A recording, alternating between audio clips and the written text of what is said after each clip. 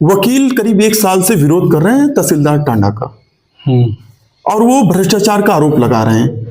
और इसी बीच में कल क्या कहते हैं, भाजपा के जो जिला पंचायत अध्यक्ष हैं, उनके भाई पर तहसीलदार ने आरोप लगाया कि हमारे साथ कार्यालय में आके मारपीट किया है, गाली गलौज किया, सरकार के बात है। क्या कहेंगे सर, उनके खिलाफ मुकदमा हो गया, रिटायर्ड तहसीलदार है सर। अभी तो भारतीय जनता पार्टी के जिला पंचायत के अध्यक्ष हैं और देश और प्रदेश दोनों भारतीय जनता पार्टी की सरकार चल रही है। तब आप बताइए, जब उनके भाई ही सुरक्षित नहीं रहे तो अम्बेडकर नगर की और आम प्रदेश की जनता अपने आप को कहां से सुरक्षित महसूस करी भाजपा की सरकार में। और हो भी सकता है। तमाम बातें तो ऐसी हैं कि भारतीय जनता पार्टी के लोग जमीनों की दलाली में भी व्यस्त हैं। तमाम जगह ऐसे हैं कि मैं नाम नहीं लेना चाहता हूं, नाम लेने पर विवाद खड़े होंगे।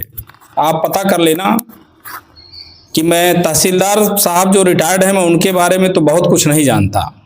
मैं इतना जानता हूं कि जिला पंचायत अध्यक्ष हमारे जो साधु वर्मा जी हैं, उनके भाई हैं।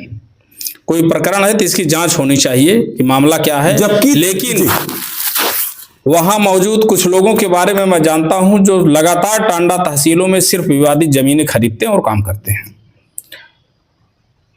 और अगर वकील मांग कर रहे हैं, भ्रष्टाचार का आरोप लगा है, भ्रष्टाचार का अगर आरोप है, और अध्यक्ष ने कहा है मैं आर्जनी कर लूंगा, होली बात अगर क्या कहते हैं तहसीलदार नहीं हटाएगा, उसके सारे प्रूफ लगा लेंगे सर। उसको जो है जितने भ्रष्टाचार के प्रूफ हैं सबको पटल पर रख करके और लगातार वो बातें हम लोग संज्ञान में आएंगी। तो भ्रष्टाचार तो आप देखिए, अभी लगातार इस सरकार में अभी एक प्रकरण महुआ का आया था।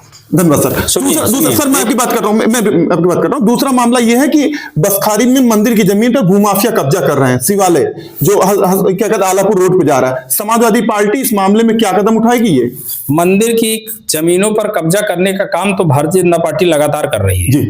कहीं भाजपा से जुड़े हुए माफिया मंदिर गिरा रहे हैं जी, तो कहीं बनारस में सैकड़ों मंदिर पूंजीपति और अपने पूंजीपति मित्रों को लाभ पहुंचाने के लिए सीधे प्रधानमंत्री ने तोड़वा दिया। कई हजार मंदिरें इस प्रदेश में कॉरिडोर के नाम पर तोड़ी गई हैं। बनारस में मंदिरें तोड़ी गई। अगर बसखारी में मंदिर टूट रही है तो ये कब्जा हो रहा है, तो जो लोग ये धर्म के ठेकेदार बैठे हैं ये क्या कर रहे हैं? हो सकता है उसमें कोई मुसलमान शामिल ना हो। अगर कोई मुसलमान शामिल होता तब तक आग लगा देते लोग। इसकी जांच होनी चाहिए। तीसरा सवाल सर है बीएलओ थी, क्या कहते हैं सेमरिया गांव है, कटही विधानसभा में जो आता है, विकासखंड टांडा का ही है। प्राइमरी स्कूल में तैनात थी बीएलओ की, समरिया में बीएलओ की मौत हुई है। शकुंतला है। सब समाजवादी पार्टी इस मामले को किस नजर से देखती है, क्योंकि लगातार दूसरी मौत है ये? देखिए, पूरे प्रदेश में बीएलओ की जितनी मौतें हुई कार्य के दबाव में, एसआईआर के कार्य के दबाव में, सरकार ने एक तो समय कम दिया। हम इस चीज का लगातार हमने विरोध किया कि जो सरकार एसआईआर लाई है, आप बताइए अगर हमारा नाम है वोटर लिस्ट में, हमारी पत्नी का प्रूफ कहीं से नहीं मिला तो नोटिस आई, और नोटिस जो आई है उस नोटिस के बाद हमारे ही निवास प्रमाण पत्र के आधार पर तो हमारी पत्नी को वोटर बनाया जा रहा है। तो अगर मेरी पत्नी वोटर थी, ऑलरेडी मैं वोटर हूं, मेरी पत्नी, ये सिद्ध है को मेरी पत्नी है, तो सरकार को उसका वोट काटने की नोटिस भेजने की क्या जरूरत थी? सरकार ने जनता को परेशान किया और जनता से ज्यादा कर्मचारियों को टारगेट देती है कि इतना काम आप करके लाइए, हर हाल में लाइए। और जो मास्टर हैं, अरे हद तो तब हो गई जब यहां हिंदू सम्मेलन आयोजित हुआ। आज भी हिंदू खतरे में है।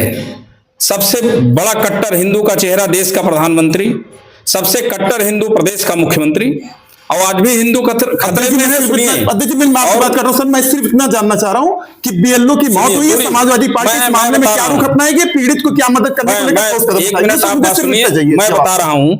यहाँ के डीआईएस ने हिंदू सम्मेलन में अध्यापकों को भेजा जी, पोर्टल पे चिट्ठी जारी करके, और कहा सरकारी कार्य में आना है।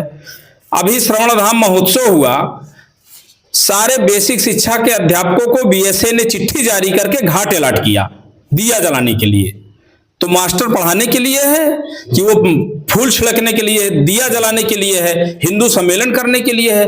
जब आप टार्चर करोगे, लगातार टार्चर कर रही सरकार, टार्चर करने से मर रहे हैं, और मरने के बाद उत्तर प्रदेश की सरकार उनका सुध लेने का काम नहीं कर रही है। हमारे नेता आदरणीय अखिलेश यादव जी ने लगातार प्रदेश में जितनी बीएलओ की मौतें हुई हैं उनको आर्थिक मदद देने का कार्य किया है। अभी आपने देखा कि रसूलपुर मुबारकपुर में सुशीला देवी की मौत हुई थी टांडा विधानसभा में।